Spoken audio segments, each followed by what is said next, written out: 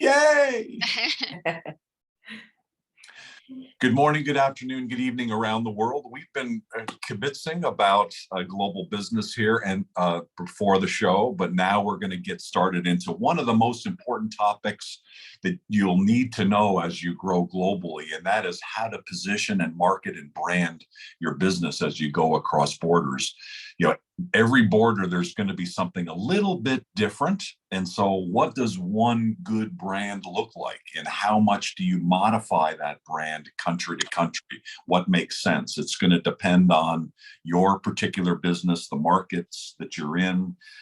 There's a lot of considerations. We're not going to cover every consideration here today, but we are going to talk to three experts who are very knowledgeable about this whole area. And I'm just really pleased and to be able to learn from all three of them today. And I'm sure you are as well.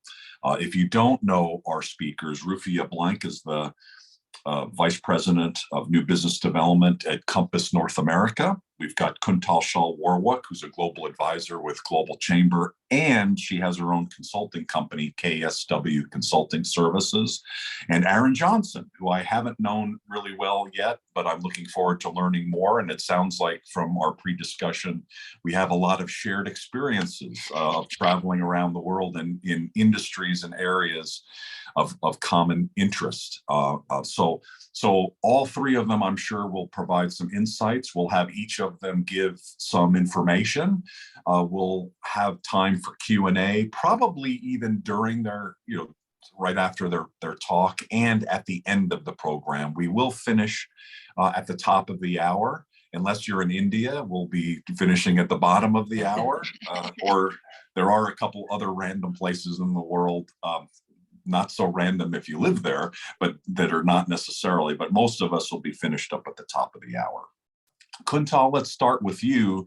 I'd love to get your thoughts, because this to me has been a bit of a continuation of the marketing series that you've been doing at Global Chamber. You've been so great in pulling together really outstanding experts on different topics on this important topic, general topic of marketing. And today, now we have a very specific topic that is very important. Would you like to kick us off with your thoughts and then how you'd like to proceed today? Sure, absolutely. Thank you again for having me, and to Rufiya for reaching out and suggesting that we do this together. So I appreciate that. Yes, it is. And, I think it's so timely, because especially as a result of the pandemic, we've all turned to the online space for so much of our activity, particularly purchasing.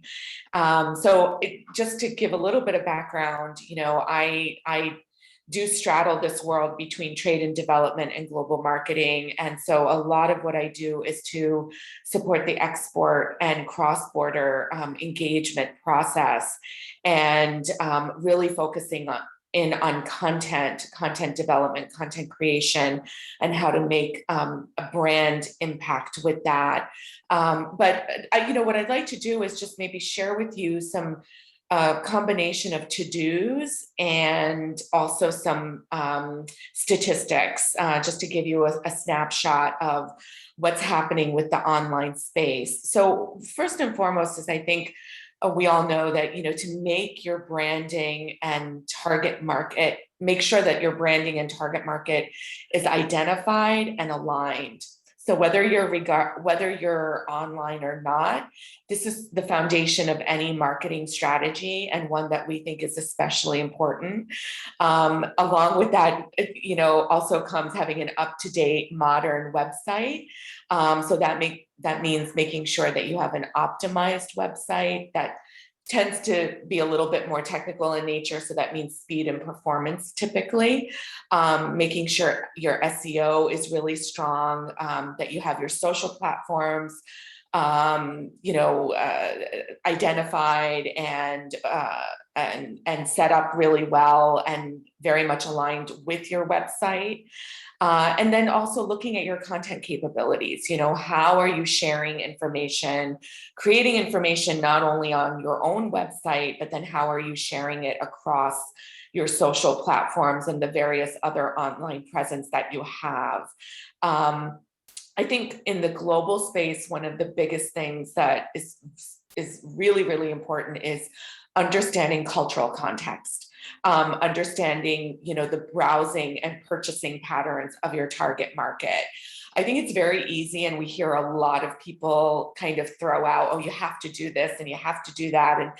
But actually, my perspective is really a little bit more customized. I think in some cases, yes, you have to do certain things, but in some cases, depending on where you're targeting around the world and what region you really want to have a foothold in, there are going to be certain practices that will be more important than others, just like marketing in any other sense. So really understanding the cultural context, understanding how your target market is purchasing, understanding, where they're clicking on a page and why. I think that's really, really important. And just to give you one example of this is that at least in the US, over 70% of consumers interact via social media, and 96% of consumers that follow a brand on social interact with them. Those are huge numbers. I'm not sure that you would see those same numbers in a different country. So this is something to really keep in mind. Also, make sure that your website is localized. So that means both from a language and a content perspective. And in some cases that could be, having one website that offers, different language options. Or it may mean having a number of subdomains that are completely different sites, but connected to the same main website that are, so the subdomains would be in different languages and specific to different countries. So that's a little bit more technical in nature, and we could certainly, talk about that a little bit more. Creating crosslinks between your content to create brand consistency and to drive traffic back to the point of conversion. So whether that's your website, whether that's a social page, whether that's an event page, just making sure that you have, some consistency in how you're creating content and spreading it out and how it works together to drive the traffic to the point of conversion. Creating an online store or payment option if you're able to sell or accept purchase orders online. So you can do this either through your website or a hosted platform like Shopify or BigCommerce, or through a third-party marketplace like Amazon. So just a little bit more data. According to Shopify, in 2022, global e-commerce retail sales are expected to reach $5.5 trillion. And the hybrid model of click and collect is gaining much more traction, particularly in the US, where obviously this is, mainly due to the pandemic, but it's permanently kind of changing how e-commerce is working. So this is where shoppers purchase online and then collect curbside or in store.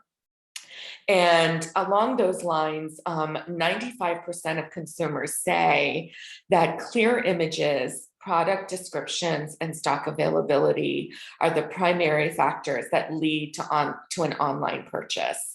And some of the biggest online purchasers, meaning in one single purchase order, are within the US, Japan, and Canada.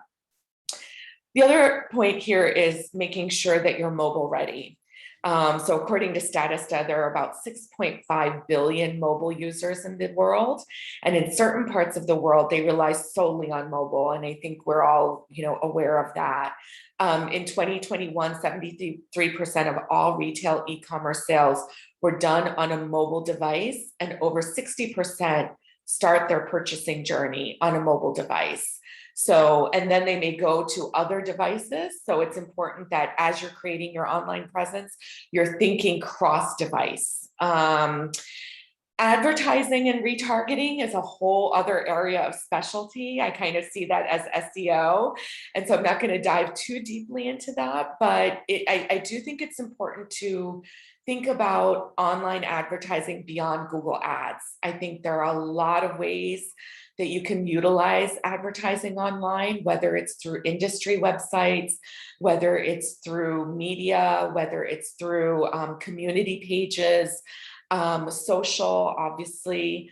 But I really see it like e-commerce, where it's a whole other area of discipline in the digital space. And, you know, I would just encourage you to start looking at a number of different advertising channels beyond Google, or in addition to, I should say, in addition to Google Ads, and utilizing that as part of your marketing strategy. Make sure that you're also capturing, tracking, and analyzing data all the way through. So as you set up any functionality, make sure that you've got your tagging, your tracking, your coding, everything set up at the same time so that you're not missing any data. I think this is hugely important in order to know whether your marketing strategy is working or not. This is, as Rufiya and Erin and I were talking about earlier, that this is a constant learning and adapting process, because consumers and industry segments are not static, and purchasing behavior isn't static. So, and if you're able to join an online platform like Global Chamber or like Compass, or, you know, any other industry platform, I would recommend it, because I think this is another channel, you know, and I know Rufiya will talk a little bit more about that, and where there may be, you know, some marketing elements and marketing capabilities that are built into those portals and those channels as well. And then I think, you know, the last point that I'd just like to make is I'd like to encourage everybody, you know, I've sort of been on this path of sustainable marketing and responsible marketing. And I think, you know, what that really involves at this stage is, how do you increase your audience in your community, not just your followers, you know, because there are a lot of marketing schemes that are out there that are very short term. But if you want to be in that sort of sustainable space, I think there are certain things that you can do in a certain order that can really help you over a period of time. And so with that, I just like to say, you know, we do have a tool called the Startup Suite, which is specifically geared towards export-focused organizations and companies to help them align branding, engagement, and positioning for global markets. So if you're interested, feel free to reach out to me, but I'd love to just hand it over to either Doug or Rufiya at this point, but thank you. Thank you. And I was going to ask you to tell us what you do. And so thank you for finishing that way, because that's kind of perfect. We've known Kuntal for many years. She was one of our first executive directors starting San Diego. And we've known her as a marketing guru over those years. And so thank you for sharing that. It's culminated in that offering. And so we certainly appreciate it and endorse it. One, I was listing out all the things that you were talking about there, and I hear a dog barking. So I'm not sure who that is. Is that you, Rufiya, or Steve? I'm just gonna mute you, because I'd like to just chat with Kuntal with one point. And that is, as I listed all the things you were talking about, the one thing I didn't hear, and it could have been me, I have a one bad ear, that it's around the original messaging. Like all of the things that we're trying to do, there needs to be some level of, you know, it goes back to the brand, right? And what message. And then ultimately the action orientation, which I think you talked about by making it easy and all of those things. Absolutely. How does the original messaging get conceived, and how does that evolve country to country, culture by culture? Yeah, very good question, Doug. And I really consider that as part of the branding piece, where, you know, you're really developing your mission and your vision and your messaging, and your call to action. You know, all of that kind of works in hand. And, there are a lot of different ways to handle this. And I think we can, maybe one of the things I should have done here is brought up some examples, but I think we can see a number of different examples in the global space where, you have companies that create a very consistent brand across borders and across regions, and their logo, their company website, and their messaging is very much the same no matter where you go, just in a different, translated into a different language. And then there are some companies that actually, they have their core brand, and I don't even want to say the parent company because it's not a number of different companies, but they have their core brand in the core language. And then they really modify even sometimes the logo, and language, logo, messaging, depending on which country they're marketing in. But there's a certain thread that runs throughout, and whether that's the product or the service itself, or whether it's some element of the messaging. But it just this is so highly diversified, I think, these days. I don't think that there's one typical way to do this. So I was just looking at a company, I think it was a Danish company, and I apologize, I'll have to share it with you all maybe after the session, but I know there was a Danish company that expanded into all of these different markets. They're in the food service, in the food delivery business, and they truly just developed very different branding for the different regions that they were entering into. And some of them didn't even, some of their audience in these other countries didn't even know who the parent company or what the core brand was. They only knew the company that they were dealing with in their country. But yet, the company was expanding exponentially. So I think these days there are a lot of different ways to make this happen. It's just a matter of what your product is, what is the nature of the way your audiences are purchasing, and how they're being impacted. And I think that will help inform how you want to brand your company, your business, your product, your service.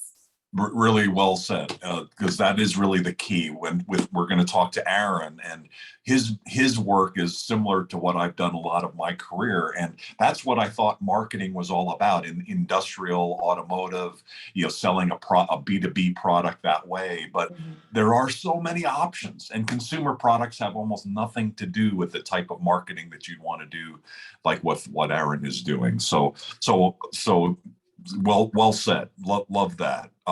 So let's shift now to Rufiya, who is a superstar in so many different ways, including the fact that she has access to tools that allow you to reach all sorts of people that you don't know today through Compass and Compass North America. So Rufiya, thank you for all that you do. Thank you for your longtime support. We love collaborating with you and love hearing what's new and what's the greatest. And the fact that you work in all sorts of different market segments and you're supportive of all the people that we just talked through. Would you like to go next, please? I know you've got some things you're going to be talking about, of course, relative to some new options that you have. You said I'm a superstar. Of course, I'm going next. Well, take it away, superstar. You should. I mean, you're a superstar where Rufiya is sort of like Madonna, right? And Beyonce. You're that level. So Rufiya, you're next.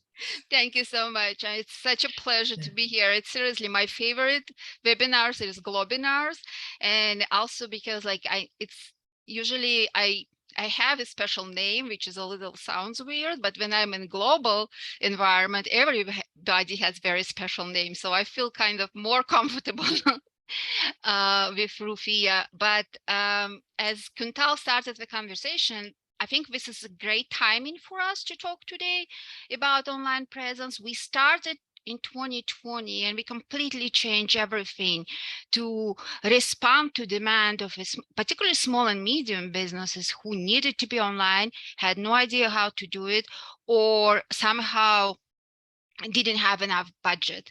So I can tell you, since 2020, I sliced and diced the packages. I talked to each of my customers personally and analyzed it and saw what they need. And when Kuntal told you, and you already went through the stages of preparation, and you're ready, and you have your branding, and you have your messaging, and you even created website in multiple languages, like Aaron's website. In addition to English, we have 5 additional languages. You need tools which will help you to go. And I'm totally agree with Kuntal. Google.com is great, but Google.com doesn't cover all the countries. So when you go globally and you don't even realize till you wake up one morning in Paris and you're doing Google search, and it's completely different from what you did in United States. And you're like, what? I just did research and I saw the results and they are completely different. And this is one of our services, advertising on Compass, where we help you to, without investing enormous amount of money, we helping you to be part of bigger tribe, not as global chamber. It's irreplaceable, but we're trying to do in business to business aspect of it, to create a place where all company can advertise themselves, or they can search for potential customers, or they search for suppliers, which was a big, during last 2 years, everybody was looking for suppliers as well. And you just don't need to do too much on daily work. We kind of helping you to do it because our system works. We have about 7 million visits, and our platform speaks in 27 languages. So when you have possibility to create your Facebook for your company on Compass, I always recommend, if you have a little bit of budget, to do it, because think about it, it's what start working like machine. Or even if you are in B2C market and you're selling on Amazon, you will see how your sales search is increasing on Amazon because of search engine optimization. So Compass started in 1944, when of course there was no internet, it was a printed directory. And you would think, how do we adjust and adapt it to the market? And tell you the truth, it takes constant work. And I can tell you, I don't even feel I'm an expert or anything, because I'm learning every day new things. We have to change all the time, constantly, to see what a customer asking from you. And that also, I think, important for any company. And to what Kuntal said, adaptation to the local market, because you have your culture and you have your mindset. Once you once you're doing your business and you're successful, and you say, okay, why cannot I go to different countries? So what we do with your advertising, we trying to, first of all, we trying to put you in priority of your competition. And this very important, that it can be locally and globally. And we also making you searchable in different Googles, which do exist. So Google.fr does exist, Google.gb exists. So once you on Compass, you created this profile, you can be searchable. And your business to business traffic, we don't do business to consumer, but business to business traffic is very different from what business to consumer can accomplish, because the channels, and as Doug said, it's different, it's more complicated, you have to be very targeted. So then Aaron and I met first time, I think it was 8 years ago. Even though we're getting younger, we did a lot of work together and customizing package, because I do remember one year we wanted absolutely target German market. He had a trade show and we had to adjust the platform, his package, so he will get these searches in German. I would say we also tried Dutch language. Dutch language is one of the most complicated to get a lot of traffic, and that's only I know I'm sharing you experience what I'm experiencing with my customers, but if you have to be prepared that some markets will be much more complicated than other. And as Kuntal said, once you have statistics like we have here, so for the last 12 months, Accumold is manufacturing company, Iowa. They are in business for 40 years, and they are already well known in the industry, but they still need more customers, and everybody does. So for the last 12 months, they had 18,566 views, and you will think maybe it's not such a huge number, but we're talking here about targeted views from business to business market. So it's the statistics here is different, but you definitely with advertising on Compass, you can track your statistics, you can see backlinks, how it works, and also you definitely can see which device was used while people were searching for your company. Sometimes we do analysis of the keywords and we see that some keywords produce a lot of traffic and some don't. So that's important that you adjust your campaign accordingly.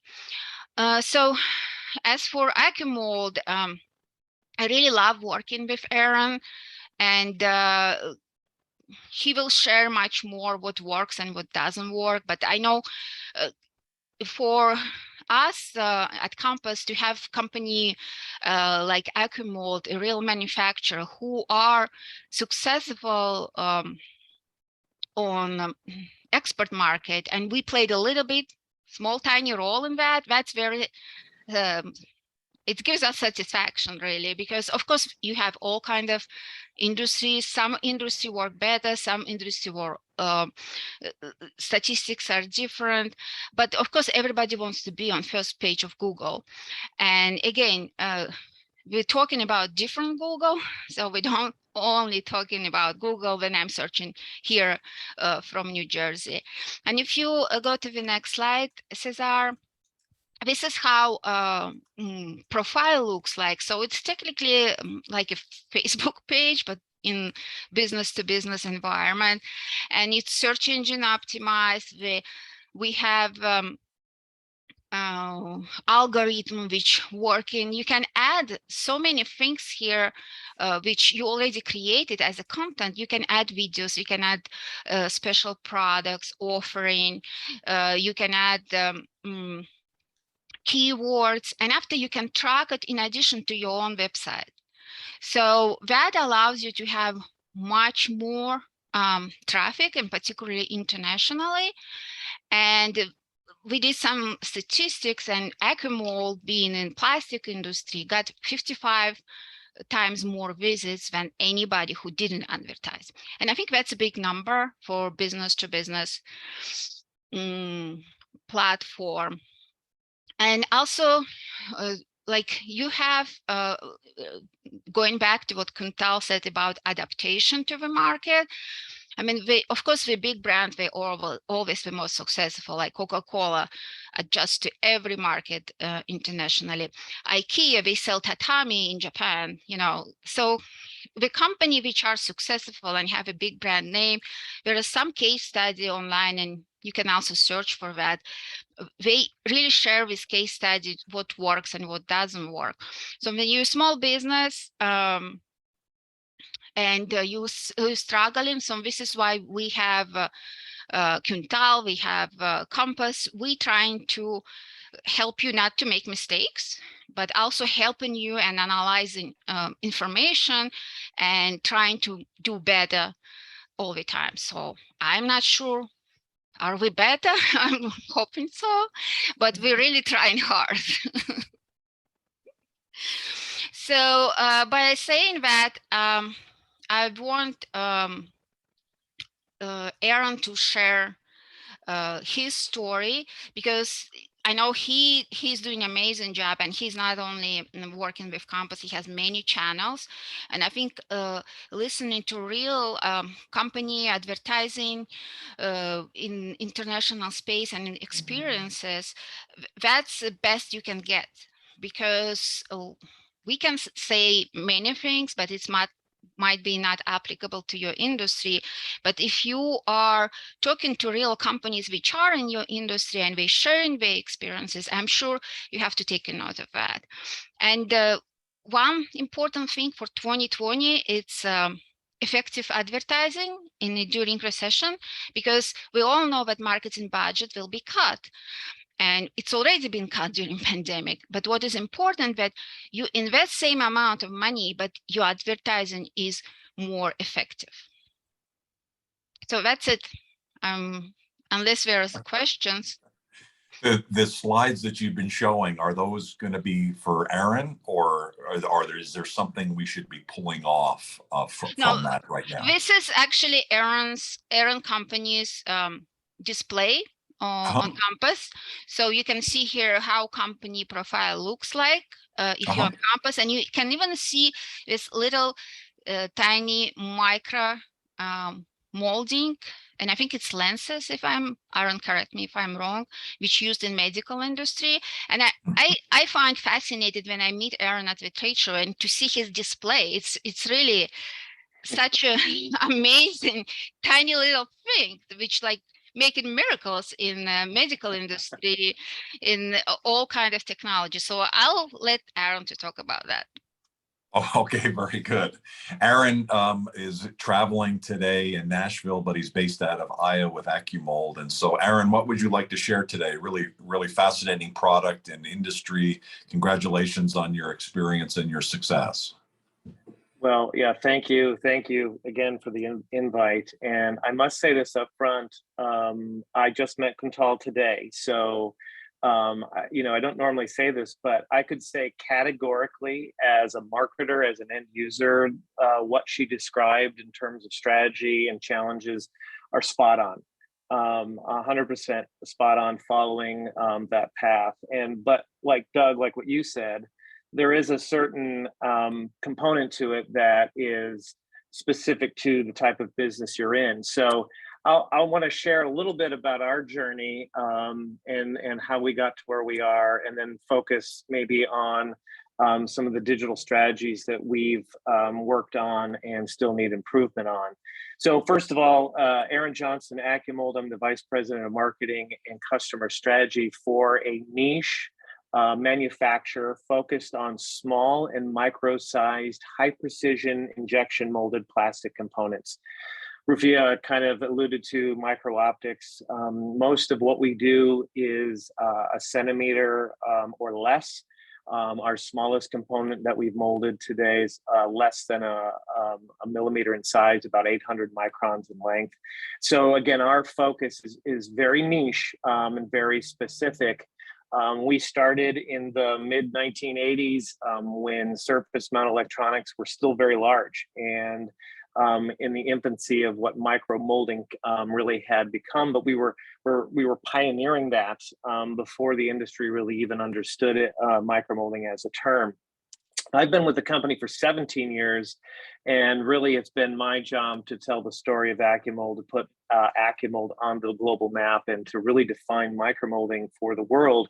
And part of that challenge, as we've all been talking about today, is figuring out what the key strategies for doing that would look like. So I want to talk about three basic things that were our platform for our globalization strategy, and then again, kind of maybe focus on the digital marketing aspect of that as we went along.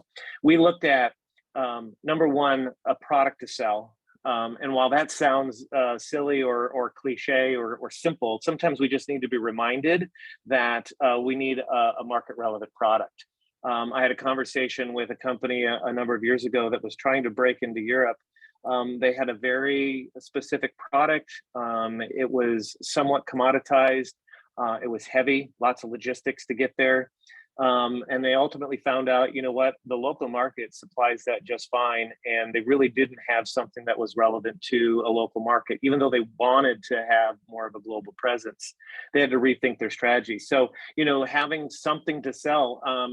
Fortunately for us, this niche in micro injection molding, we have companies from around the world come to Ankeny, Iowa, a little suburb north of Des Moines, right in the middle of the United States. And if you're not familiar with where that is, don't worry. Most Americans don't know where Iowa is either, but we're one of those lovely flyover states in the Midwest. But I always say I love this fact that we sell small things, because logistics is not a big part of the challenge. And we ship to Asia every day. We ship to Europe every day. We ship all over the United States. So, number one, it was something to sell that was relevant in the marketplace. The second thing was the will to do it.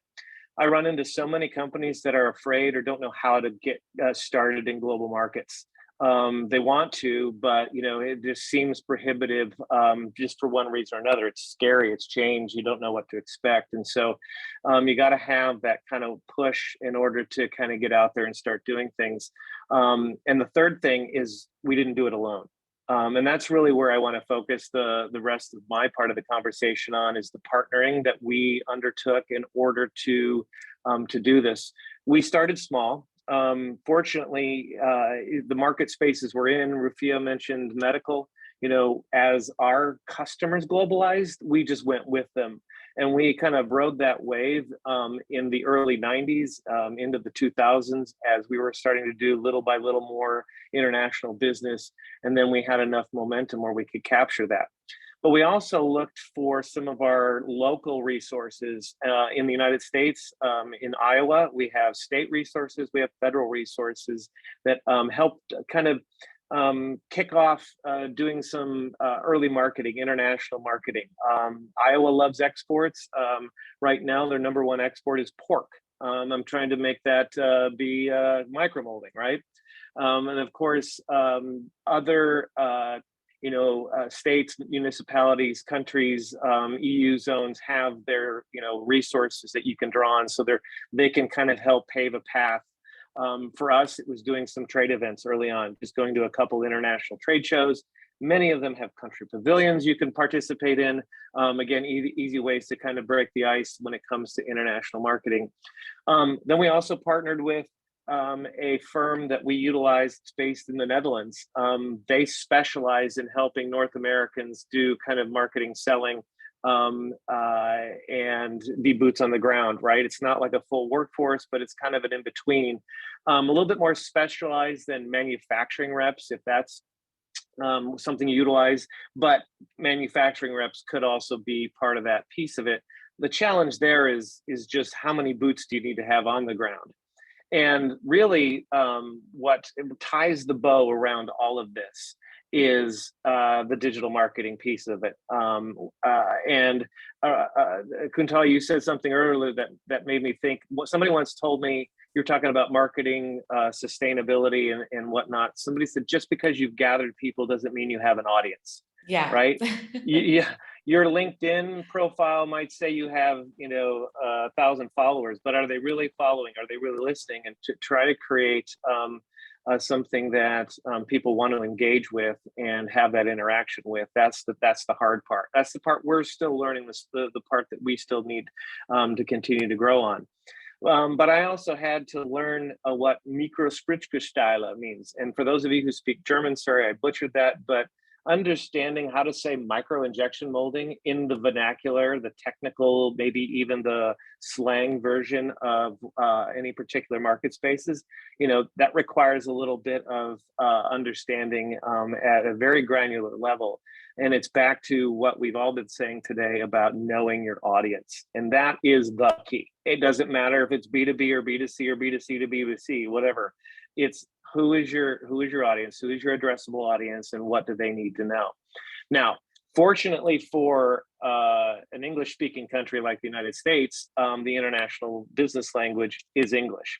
So that was at least an advantage. We could take I kind of baffle sometimes where I sit in a Teams meeting or an actual meeting. It's hard to know the difference these days.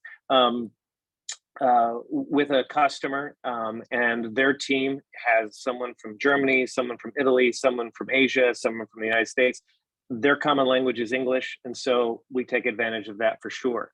But where we try to be localized is in our digital marketing space, is really where we've partnered with folks like Compass. We knew SEO a long time ago was going to be a big key, and being able to do that when someone in Germany wants to sit down and find a source, they're going to start with what they're comfortable with, and oftentimes that's their native language. So I wanted to at least be found as much as I could in the top markets that I knew were coming, and looking for us. And so that's where we embarked a number of years ago on some translation work, not only on our own site, but on partner sites like Compass, in order to just get that micro Spritzguss kind of vernacular in the space and tied to Accumold, and to be found on the internet. I think it's also important, because Rufiya mentioned the stats. We're a niche within a niche in terms of our manufacturing output. And for us, those are big numbers. So you have to understand what they mean to you in a relative sense. I've been looking at our web traffic data for 17 years, every month. I write a monthly report. I've done it every month for 17 years. I've seen just about everybody that's come to our website. Strongly utilize Google Analytics to understand. I know my traffic that comes from Compass directly every month, right? So I look at those things to know that I have connectivity. But somebody once asked, well, how do you know if your website's getting enough traffic? When you don't have published competitive data to know, well, how do you compare to your customers, or you're in such a niche partner or a niche manufacturing space, sometimes you just kind of have to draw your own baseline, look at your strategies, and watch your numbers to see, are you maintaining? And then for us, we ultimately tie it back to, how's the business doing? Are we garnering the traffic we're after? Are we garnering the business that we're ultimately after? And then we're utilizing tools like Compass and other digital platforms that allow us to have some insight on the type of traffic that we're getting. Are we hitting the audiences that we believe we're hitting? And making those connections the way we want to connect them. We've just spent the last 6 months doing a deep dive SEO audit in our 5 languages. And we're moments, days, hours away from launching our new website. And I keep telling, while there is a kind of a cosmetic update, the back end is really what we did this for. We had to stay current, chasing Google's analytics and their strategies, of course, like everyone does, but also making sure that we went through an international SEO audit ourselves. Here are the languages that we want to make sure that we're ranking well in. Here's the content that we need to have in order to improve those standings. So that's kind of our content, and I guess I'll end with this piece of it. If you sell real estate, I guess the 3 keys to real estate are what? Location, location, location. For us in the global digital marketing space, it's content, content, content. I can't stress that enough. That has been invaluable to us. The way we approach not only our content on our site, but the editorial content that we provide, specific industry websites and publication houses, and then the portal spaces like Compass that we utilize, that we have those threads. And Kuntal's right, backlinks and ways to get that back to you are ever important. They're very challenging sometimes, especially with publications who don't necessarily feel that have the same sensitivity you do to your content, but work hard to make sure that any content that you're spreading is ultimately tied back to you. So for us, that's probably our greatest avenue for improvement. While I feel like we've done a tremendous amount of over the last couple of years, especially during our remote years, there's obviously more room for improvement when it comes to that content development and staying relevant in front of your marketplace. So along the sides, the theme that Kuntal started with, this sustainable concept, my mantra for the last 17 years at Accumold is, don't create a monster you can't feed. And that's making sure the paths that you go down are sustainable for you and for your audience. Nothing worse than trying to create this online profile getting everybody ramped up for a few weeks and then deciding it's really hard and difficult and then disappearing. And then somebody comes to your site and, oh, your content's 6 years old, right? And so make sure that you have that engine, the support pieces. And sometimes it's people like Kuntal, sometimes it's people like Rufiya and her teams in order to help come alongside. And that's really what's helped keep us sustainable. I'm a team of one, technically, but you know, when I count all my media partners and the hired resources that I work with, it ends up being a large team in order to take this little company from the middle of the United States and have a global presence and play with the major medical and microelectronic OEMs around the world. So that's a mouthful, awesome. But so hopefully that resonated a little bit with you as you hear our story.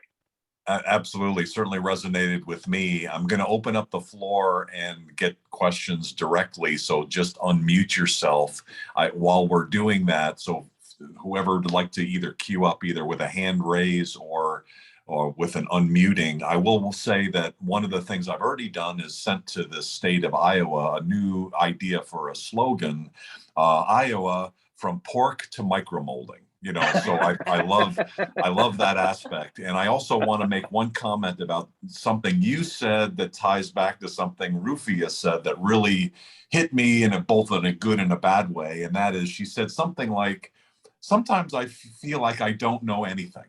And you kind of touched on the same thing. 17 years in one industry, probably you feel that way too. And that makes you alive and vital and want to stay engaged. And Rufiya is the same way. It's not that she doesn't know anything. It's just that the markets are changing. And she's got the additional complexity of working with lots of different markets. And so, hey, it's great to feel that way, right? That I don't really know anything, but you've accumulated so much knowledge over 17 years in that area. Rufiya has accumulated an amazing, probably she's the only person with the kind of experience she has. She knows a lot. You two are very dangerous people, just like Kuntal is. Dangerous in a good way.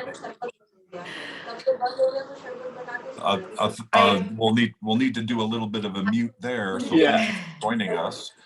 Let's see if we can I guess do that. the only other thing I'll say, well, maybe somebody's thinking of a question, is somebody, I think Rufiya mentioned budgets and don't cut budgets. It's oftentimes marketing is the first place to look, because in some organizations, especially small manufacturing spaces, marketing is seen more of it as an expense instead of as an investment. And fortunately, our senior management team and myself understand and believe in that investment, but it could be the worst thing to do is to disappear in a space. And so it can definitely be a challenging moment for anyone trying to survive in such tough or difficult, in recession spaces or economies or what have you. But certainly take a hard look at what you do in terms of your marketing space and be wary of cutting that too thin, for sure. You're also in an industry that one of the issues becomes the people who found it and are involved with it are often technical and don't really necessarily understand either sales or marketing. Yeah. They understand the logic of what they have and relative, versus competition. But in terms of the subtleties of interpersonal relationships, certainly many do, but some don't. Yep. And the marketing side, my own experience is almost never. And so thank you for pioneering through that. It's so important. Does anybody have a question, Kuntal, or? I did want to. Oh, sorry. Go ahead. Yeah, go ahead, Matthew. So, Matthews, you're very heavily involved in this space, aren't you? Manufacturing. So. Well, not so much manufacturing, but marketing. Sort of as a backup, is that I teach marketing strategy and communications at on the couple of graduate schools. One of the things that gets talked a lot and taught is sort of this concept about testing, learning, and refining. And I'm just wondering whether, how you do that, and, both particularly in terms of, the tools that you're using. You're talking like A/B testing on, you know, what works, what doesn't work in terms of specific advertising, or? Well, it's just more in terms of how you do it. You get, because sort of as a general, one of the mantras among marketers these days is using this, testing things, finding out what works, doubling down on what's working, using testing for messaging, using testing for audience. So I was Right. just wondering how you guys do that. Yeah, I'm going to say that there's a little bit of room for improvement for Accumold, but there's also the approach we take is a little bit broader. We, again, back to thinking about some of the mentalities organizations can take towards marketing. Oh, I ran this print ad and I didn't get any business. Okay, that didn't work, right? So we take a long view on a lot of our strategies and making sure that we actually have a real connection with an audience in a publication or a website or a portal to make sure that this isn't just something simple. So I think there's a piece there that, and again, it's back to the warning I think Kuntal alluded to, is that to be, it's easy to get sucked into the data, because marketers never had that before.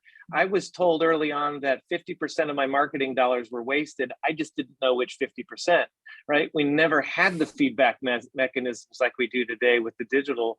Maybe you got bingo cards from a magazine that somebody filled out that said they wanted to learn more about you in the old school days. But with today's testing, you can get a little bit too sidetracked with it. Now, that being said, I think there are some very specific marketing in a very cutthroat, commodity-based space where every one of those things count. That could be more important. For us in the B2B space, in the hyper niche market, it's more for us about continuing to, about the branding side of it. Though we do, test things for a while. If a trade show or a print publication or a website isn't really bringing us that traffic, we're really not connecting, we'll move on to something else, right? For us, it's not quite so narrow laser focused like it might be for some of the other industries, especially some very competitive B2B or B2C type spaces. But at least that's the way it works for us. Great. Does that answer your question, Matthew, or do you have any? And so I guess, throwing that on to Rufiya, what tools do you have, for people who want to do some testing and learning? Absolutely, yes. Of course, we do have statistics now, and we constantly evolving, so statistics get very granular. I think when I started, it was just how much clicks and views you had. As I said before, whereas a lot of analysis happen once you create your advertising profile, but sometimes people get confused because they think, I created my profile and SEO works tomorrow, I am #1 on Google page, and ads doesn't work this way. And this is where is miscommunication, because sometimes they create profile and they forget about it and they didn't put content in it. So I'm monitoring all this, that it's updated on constant basis, because Google is very cruel. As soon as it's old, they don't care. So you're not going to be there. You can yell at me and scream. If your content is old, you're never going to be searchable, because Google only picks up what is new. And if you copy your old article and put it again, Google doesn't like it. And Google algorithm change every month technically, or every 6 months. And you have to adjust to that. So whatever content you have to be there. You have to be updated. It has to be updated, and you have to really monitor. And as Aaron said, what works and what doesn't. And I do know, like, when you go into international space, just some languages were just tough. It's just tough to advertise in Dutch market. Like, it's really hard. It's much easier in Germany because they have special privacy law, which was before GDPR, General Data Protection. So everybody was online, so they kind of know that everything coming from advertising. So it's easy in Germany, but it's very hard in Netherlands, for example. And speaking Matthew, of language, go ahead. I was going to say, and Matthew, I know too, I mean, there's whole graduate programs on data analytics that are, designed strictly to figure out the subtleties of some of that data and statistics and making sure, you know, some of those digital market spaces.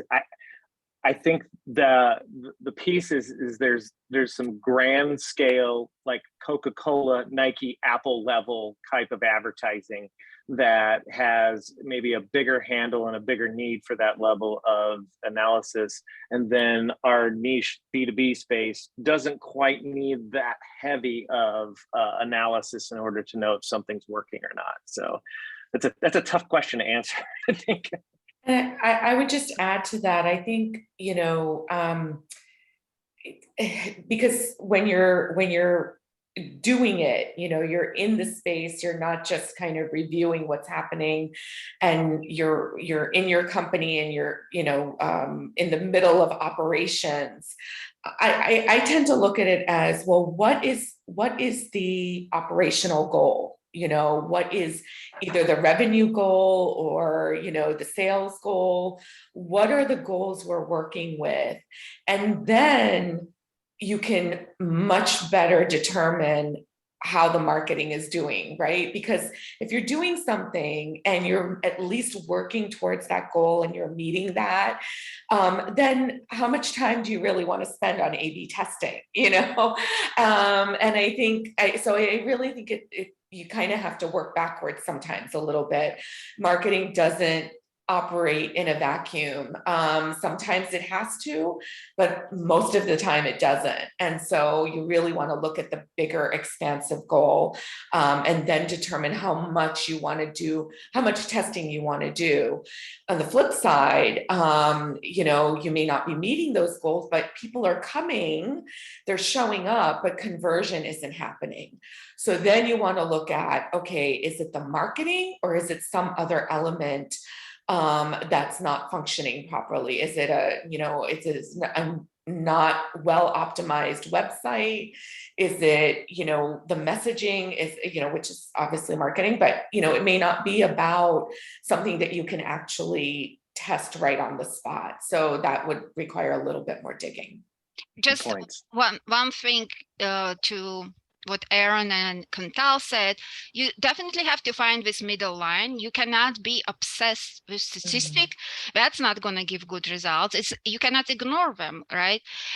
So, I mean, marketers with experience, they know, like they have this internal feeling, knowing what works and what doesn't. But of course, you have to develop that with experience.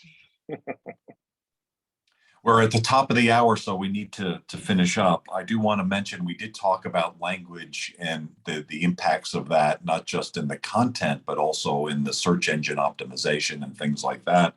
And Dornike Agbo, I see you in the audience. She's from Accra, Ghana. She does that type of work and translation, so she should definitely be on your speed dial, so that you have any work in Africa and beyond, because she works in French and German and in other languages. You should definitely know Dornike. Thank you for joining us today. Thank you, the rest of you, for joining us as well, including Daniel in Uzbekistan and William, who some of you know from Global Chamber Myanmar, is actually moving to Singapore, and we're going to be working on getting him more involved in the chapter there.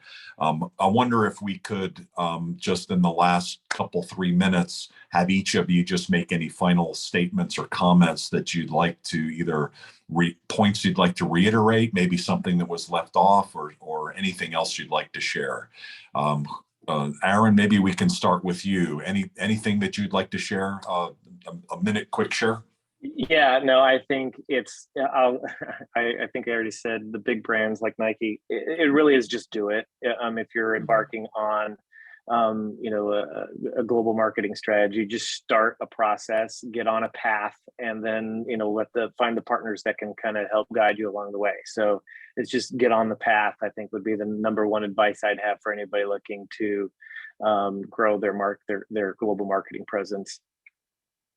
Sounds great. How about Rufiya, the famous Rufiya, one word delivers her expertise?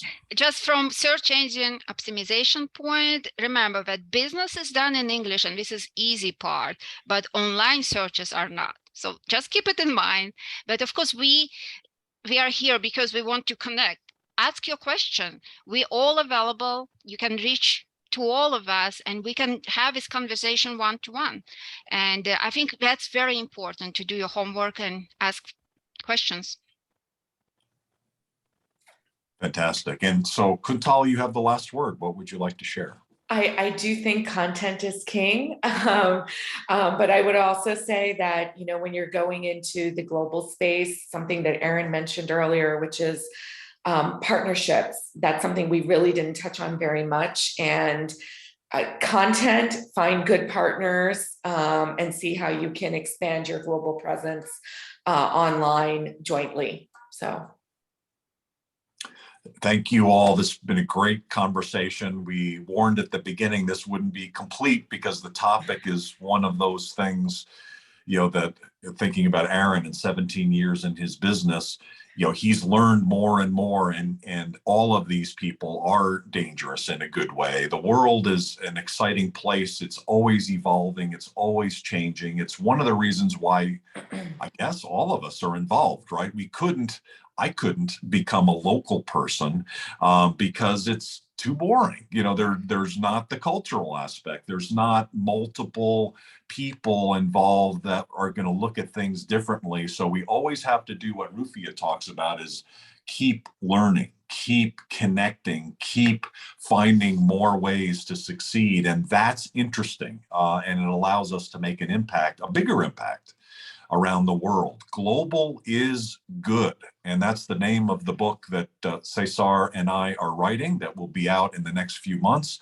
It's the story of a young woman who discovers that global is good. And we take her through that story and all the things that lead to her being successful and then leveraging that success in business into her life. Wouldn't it be great if everybody in the world had our experience, where we could automatically give them that experience of coming to a different country, talking to people, wanting to learn more, not being intimidated by their skin color or their religion or their clothes or their food, and just do business. And one of the words I'd like to finish with is sustainability, because several of you talked about that. The way you become a sustainable business is you do all of those things, right? You listen very carefully, and embedded in what you talked about is humbleness. Rufiya was humble when she said, I feel like I don't know anything. She knows a lot. She just wants to continue to learn, because that creates a sustainable success over a long period of time. So thank you all for being sustainable, logical, truth-bearing, honest, high-integrity leaders in your areas. And that's what it takes to succeed in this world. So Kuntal, in our business world anyway, maybe not necessarily on certain things in social media, but to survive in global business, you have to have all those characteristics. And we're going to continue to invite more people to the table to not only help them, but help the world. Kuntal, thank you very much. Thank you, Rufiya, and thank you, Aaron. Thanks, everybody. Have a great rest of your day. Thank you. Thanks, everybody. Really great Thank conversation. you. Thank you. Bye. Thank you. Take care. Watch for the recording soon.